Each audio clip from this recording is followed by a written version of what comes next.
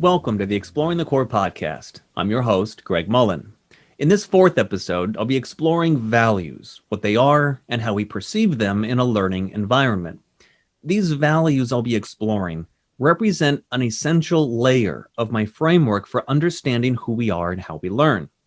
These values are the broad brushstrokes of behaviors we view as ideal, and so they shape those larger elements of a learning environment, which I discussed in the previous episode. In this layer, I include 6 specific values: respect and responsibility, trust and fairness, community, and integrity. We want people to behave according to these values, and we want children to grow up learning what these values are, but too often we think everyone else reflects on these values the same way we do, referring to them as common sense values. And we expect people to learn them the same way through what we might think are common experiences. And this just isn't always the case. So I want to take this episode to explore 2 of these 6 values: responsibility and respect, which actually come up a lot in a school setting. And to help put my thoughts about these values into context, I'll be sharing conversations I had with 2 educators who each have an extraordinary perspective on teaching and learning.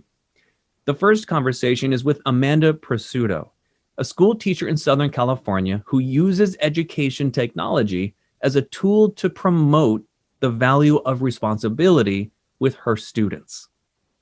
I then explore the value of respect and share my conversation with educator Brian Morris, who's been teaching in Japan these past few years and shares his experience introducing an inclusive, project-based learning environment in both the US and in Japan. And do keep an open mind as I explore this layer of values in education, because we will get into some deep-rooted beliefs about who we are and how we learn. And I hope it helps spark some meaningful conversations between educators in their own learning communities.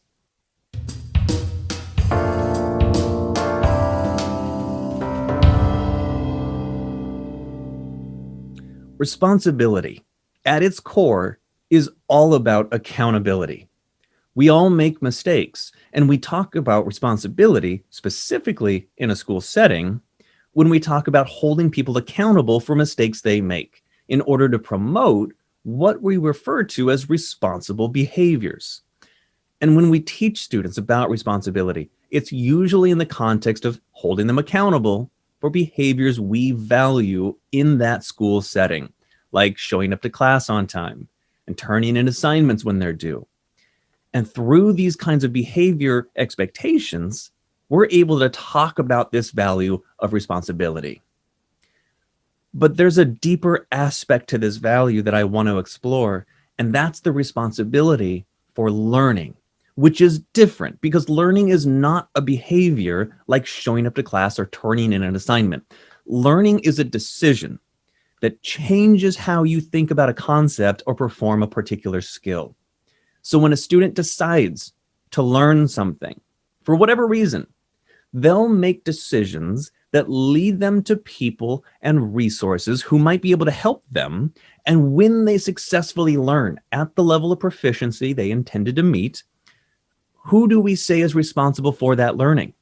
Sure, the people and the resources are partially responsible, but the student typically gets most of the credit because he or she made the decisions that led them to that new learning. And honestly, we want students to be responsible, to hold themselves accountable for their own learning. We want students to make decisions that lead them to successfully changing the way they think about increasingly complex concepts and skills. But because the person making those decisions is likely going to be the person mostly responsible for that learning, we want students to make those decisions, but we also want them to decide what we want them to learn. And for really young students, it's generally not a big deal for teachers to take on that responsibility for deciding what, when, and how their students learn things like phonics and numeracy skills. But at what point are they coached on how to manage this responsibility for learning, for deciding what, when, and how they learn different concepts and skills? And what would this even look like in a school setting? Well, fortunately, this topic came up in my conversation with Amanda Presutto, a school teacher in Santa Ana, California, who promotes this kind of responsibility for learning through the use of education technology. And as I share segments of our conversation, keep in mind that even before the virtual school mandate due to the pandemic, Amanda's been exploring this kind of tech-focused responsibility for learning, which she explains. I mean, gosh, it was so long ago, right? I feel like during this pandemic, and I mean, it seems like it's been 10 years, but I remember the fall before just kind of feeling like something's got to change. Like we have access to all of these supplemental curriculums, we have access to all these different technology platforms, and there has to be a way that we could use it where students can produce what they need to produce, know what they need to know, and then follow through with it. And so I found a few of them, and then it kind of shifted what we were doing. So we were on the right track before we went to 100% virtual. What were you using before, in the before times? In the before times, there were supplemental curriculums, like for example, vocabulary.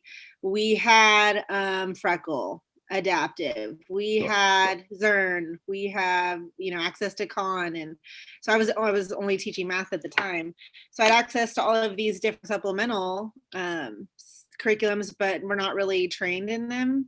So it was just kind of throwing them out as needed. So already it was kind of personalizing it based on interest of students. So I felt like, oh, I'm doing what I need to do, right? But then once it becomes a chore for students, then you're losing. Like once they're not interested anymore, then you're losing them, right? They're not going to learn because they're not interested anymore. It's not new. So you kind of have to switch it up all the time. Like Prodigy is a really good math game. However, if it's not used right, like they're just going to end up playing tag and playing chase on the platform. It's not used for solving math. They're going to find a way to make it fun for them and not really get the learning done. Then I found deck toys, and I'm a huge advocate of deck toys because I can personalize different decks for different students. You can have the choice of making it mastery based. So you can say they need to get it right in order to move on instead of them having just randomly matched or choose or whatever. Yeah. And it's just, they finished 100% of the deck, but it's at 20% correct, So I usually make them mastery decks. So they have to try over and over again until they complete it, but you can insert whatever types of games. It was great to hear about how Amanda has made so many different online platforms available to her students. And it was really interesting to hear how she was using these platforms to promote responsibility for learning in her students, especially since shifting to 100% virtual schooling because of the pandemic. Since she already had an interest in using tech in her classroom, I wanted to know if more technology resulted in more student responsibility for learning. And if that wasn't the case, what else was she doing to promote that ownership in her students? I think it's helped a lot just giving them access to all these different types of platforms from one platform. And now they know that, okay, I am not that strong in this area. I can go to Khan, I can go to vocabulary, so they know all the different links that I would put in there or embed. I think that was important that they see that they have access to all of these different skills. Another thing, I don't help them. So if they're lost, they think that they can't look on Google for anything. They think it's like illegal, like I'm a student, like I can't look that up on Google. Like, why not? It's a resource. You can use it. When we don't know what we're doing, we look it up on YouTube. We look up tutorials. We ask Siri how to do something, or Alexa, so it's no different than that, but they think it's like taboo to look up something because it's been ingrained in them. You can't use a calculator.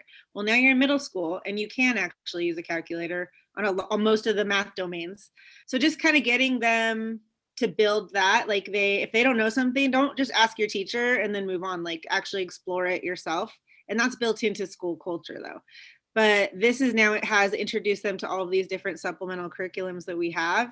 And so now they can explore those on their own when they're having trouble, when they're curious about vocabulary, or when they're curious on how to, I don't know, what are the 3 types of rocks, and they don't remember to go and look at the resources we have, not just YouTube.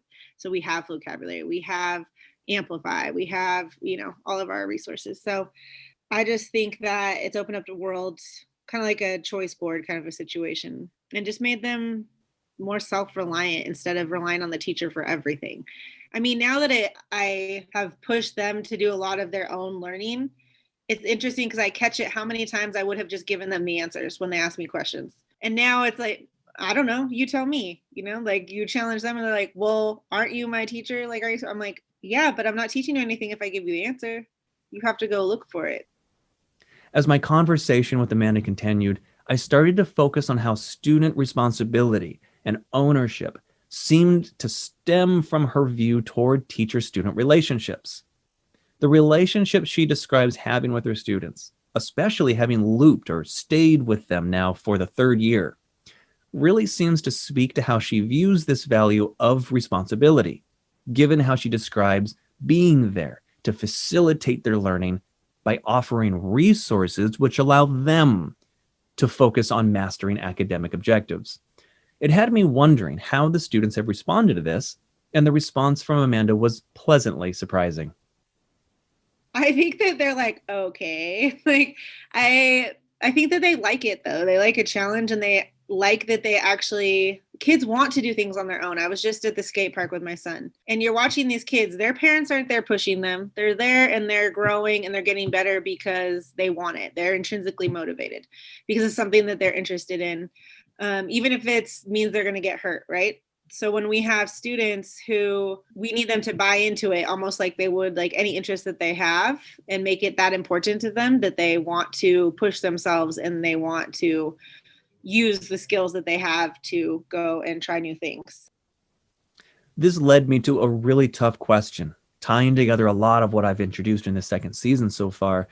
My question was how she develops in her students the desire to push themselves, to complete academic tasks aligned to the standards her school will test them on later this year. Essentially, I was asking how she addresses motivation in context of building student responsibility for learning, and her response is definitely worth noting. I think motivation, I definitely think it's multifaceted. I think motivation comes from culture, so classroom culture, the relationships you build with students, and just that kind of inquisitive nature that we all have. And if you promote that in your classroom, then they're going to constantly like do that, right? So when you're modeling it and you're checking it and you're doing the same, like a lot of I've been teaching middle school. I'm moved from elementary to middle school, so I actually do not know a lot of things that I'm teaching them, and there are kids who are smarter than me in my class on certain topics. So I'm modeling the same exact thing. I don't know. Let's look it up. Let's explore that. Like we go on tangents all the time, and allowing yourself to go on those tangents and follow what they're interested in and follow those conversations, even if it's going to take you 30 minutes out of your lesson, is super important, because then they feel like they can talk to you, they can push their interests, they can bring up something that's interesting to them, and you're going to pause and go into that. The second part to go off of that would definitely be when you were talking about interest at all money. I always talk about money. Math is money. And what kid doesn't love money and what adult doesn't like money? So I think I always relate math back to money and business and what they might want to be or what they do and just daily life skills that involve math. And also I'm honest with them. Sometimes I'm like, you probably won't ever use this, but it's going to be a foundational skill and someday you might, and to not have that, like it's pretty interesting. But yeah, just being honest with them, having that relationship. And I think the key is not being so honed into, this is my lesson, I have to get through this, because we're told now virtual teaching, I only have 4 hours a day. And some middle school teachers only have 45 minutes or 35 minutes a block. And so it's really hard because you want to push that curriculum and push those standards, but the students should really know the standards and they should kind of know what they're good at. And know that, like, instead of you telling them, student ownership, them knowing what they need to do, the big picture is key. Because I remember going into school and sitting and having a book and it's like, what unit, what lesson, and I didn't see the big picture. I didn't see the end game. But it's different when you come and you're like, this is what you have to learn. Let's learn it together. And here's your checklist and you go through it. I think that's super powerful for them because they are like, oh, I'm really not good with my number systems domain and this standard, like you want them using that language and they're going to push themselves. Amanda and I had a fascinating conversation that tackled a number of topics relevant to education, but I really wanted to share these thoughts on this idea of building responsibility and ownership for learning through technology. I think technology still is something a lot of teachers struggle to adopt and adapt for a lot of different reasons. And I'm hopeful that Amanda's insights are able to inspire more educators to consider this use of technology to promote the kind of ownership of learning that she is talking about. And I'd like to share a different conversation now that I had with another educator with a focus on a different value. One that's generally a bit trickier to tackle, but is that much more important to address because of it. And that's the value of respect. Stay with me as I work through the core components of this value and share my conversation with Brian Morris, a California educator who's been introducing an inclusive project-based learning environment to schools in Japan.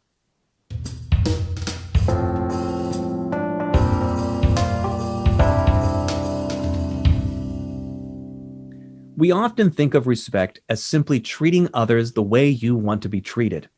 It's a simple belief, but comes with a lot of exceptions and boundaries. I've actually found it helpful to change this up a bit by saying, treat others the way they want to be treated. It takes a bit more effort to get to know how someone wants to be treated, but it removes a major boundary that I think really gets at the core aspects of this value of respect. To me, respect is made up of two components, authority and self-worth. When someone tells you to show some respect, what they mean is they want for you to stop treating them the way you think they should be treated. That's the authority aspect of this value. They want to maintain their own authority over how they want to be treated. And within that authority aspect is the other part, the self-esteem aspect, where not having confidence in your own self-worth might actually make you more willing to give that other person that authority to treat you how they want to treat you.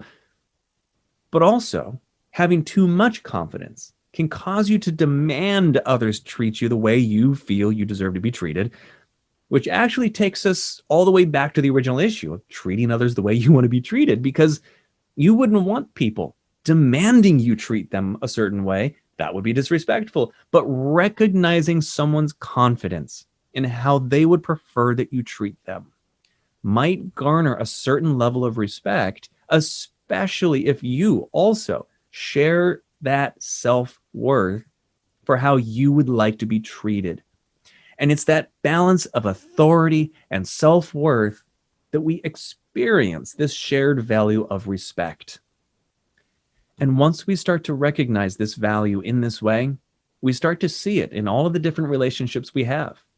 We may be more than happy to have our preschooler decide what game we're going to play, but correct them when they point and laugh at us when we let them win. We may be okay with our friends using sarcasm toward us in ways we wouldn't want other people to use with us. And we let them know if they go too far.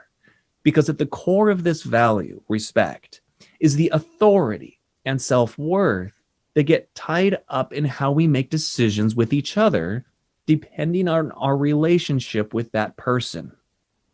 And so when we think about the kind of learning environment we're creating for our students, and the kinds of differences in authority and self-worth that a teacher-led classroom has versus a student-led classroom, or a lecture-based versus a project-based environment, we may want to consider what kind of decisions we're expecting our students to make about what, when, and how learning happens, and pay attention to the kinds of authority and self-worth our students perceive about themselves as learners, especially when we place a project-based teacher into a classroom of students who have only ever known a teacher-led lecture-style classroom. And this is where I'd like to introduce an amazing educator, Brian Morris from San Diego, California, who holds both a math and special education credential. He's currently a learning support teacher at Alma, Japan International School near Tokyo, and has spent the past few years helping to implement a more project-based learning model and inclusive learning environment at international schools there in Japan. I was excited to speak with Brian because he's teaching in a country that is generally more collectivist minded when compared to the United States, which means there's a larger focus on the group when it comes to authority and self-worth that far outweighs their focus on the individual. So as Brian and I talked, I really appreciated his insights into the subtle differences in teaching and learning that he's noticed from his experience teaching in both San Diego and in Japan. Overall, I don't think that I've changed that much about how I teach to students. Japan doesn't have sarcasm, so you shouldn't use sarcasm in your classroom anyways, but like even little things like, look at my tiny cup of coffee. If you have a big cup of coffee, like kids won't get it. So in my last school, I had a very like a barrel of coffee, right? And I would always call it my tiny coffee cup. And the kids had no idea what I was talking about. So, small things like that were different. But for the most part, because I've worked at schools that kind of value the more Western style of teaching, I haven't really had to change much about how I run a classroom. So I think about last year when I was teaching fourth grade, and we focused on individual students and their achievement, but we also, more than normal, emphasized how well the class was doing. And that seemed to resonate a little bit more with students. Oftentimes you'll have a class that's like, I don't care about everyone in this room, right? So I would talk about individual students with individual students, and then I would talk about like the class well-being. How is the class doing, right? And that seemed to also be just as important. Whereas when I was back in America and I talked about the class overall, like it fell on deaf ears. No one cared, right? So, that's more of a subtle change. I haven't really thought about this that much because I found that the tradition, I just said traditional, didn't mean it. My traditional teaching practices carried over and hold weight. And especially at this school I'm at now, right? The way that I learned how to teach and what I've found works is effective at this school because that's what the school has been trying to foster. So I kind of feel like I might have found a home away from home. It values a lot of what I valued as a student, as a learner, and what I value as a teacher, which is that student agency and working together. And overall, it's not the product that we care about, right? It's what the students learn along the way. And teaching how to think versus teaching knowledge is really important. And our school really teaches how to think and guides students through their ability to think. I couldn't help but appreciate that what Brian is teaching at this school in Japan is so heavily focused on helping students learn how to learn, to promote student agency and working together.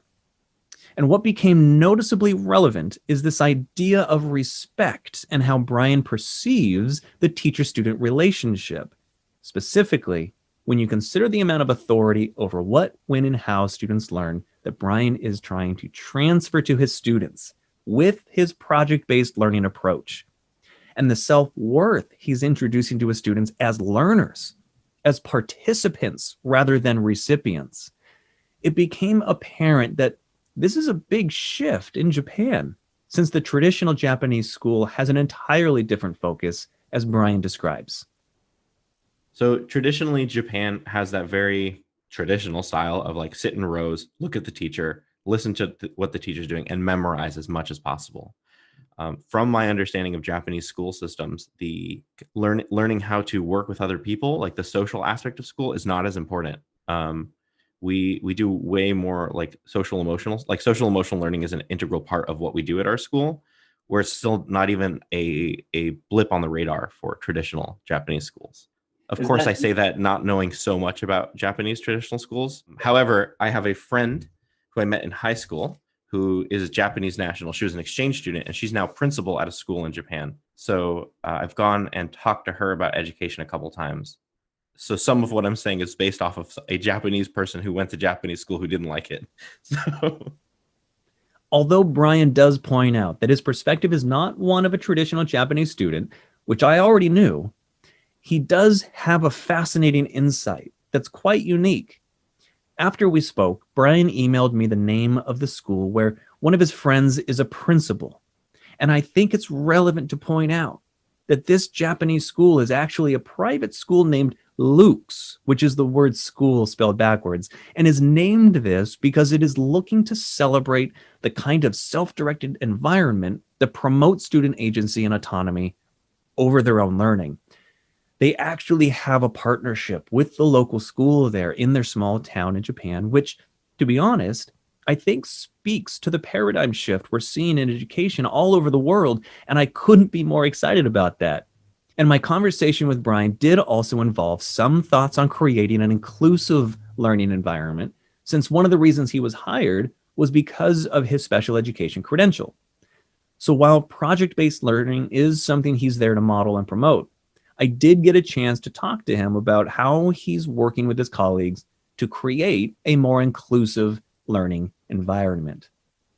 So the original reason I came to Japan with that other school was because they thought they wanted to do project-based learning, right?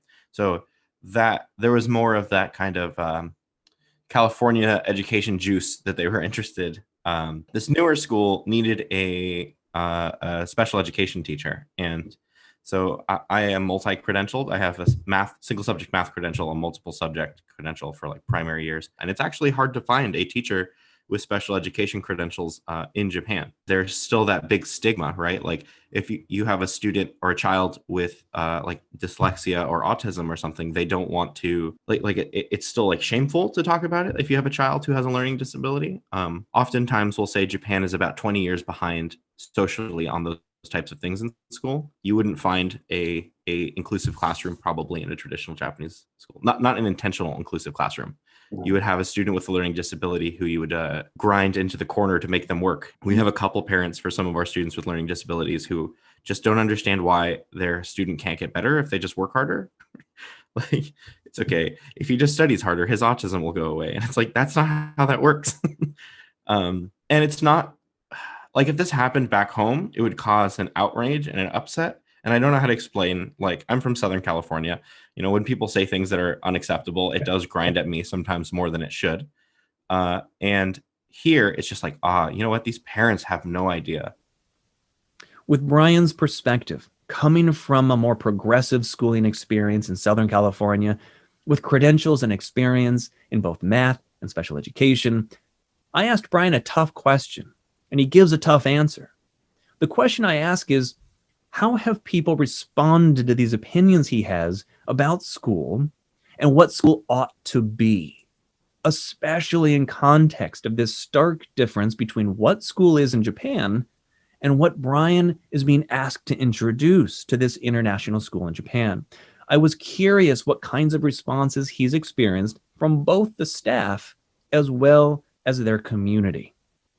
So there's a large conversation going on with my department right now about like what inclusive education means. So I've been trying to figure out a way to summarize it, and we just hired a new learning support teacher to help, and she just knows how to shorten paragraphs into sentences. And basically what we've been saying to all of our teachers is, do we need to change the student or do we need to change the classroom, right?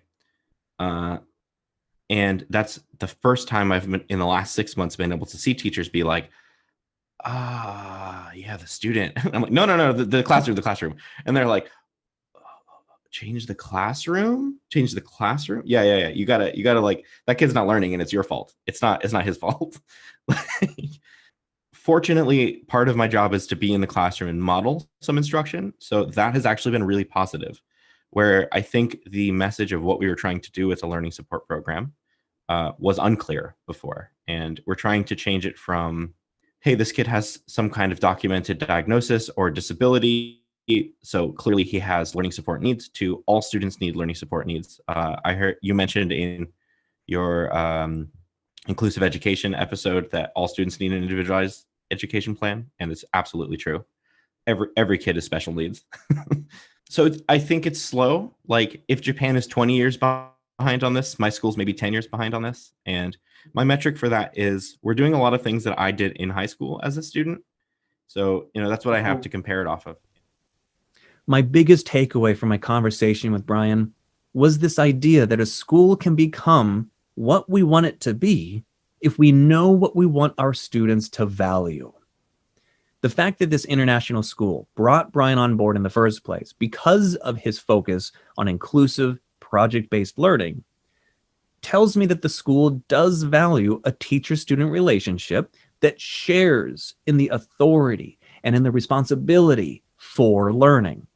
I get the sense that the teachers at this international school still maintain an edge of authority over some of these aspects, which, when compared to the self-directed learning spaces highlighted in the last episode, still places this school more on the traditional side of that education coin. Though it's really cool to hear how it's making active efforts to lean more toward that self-directed learning side of things.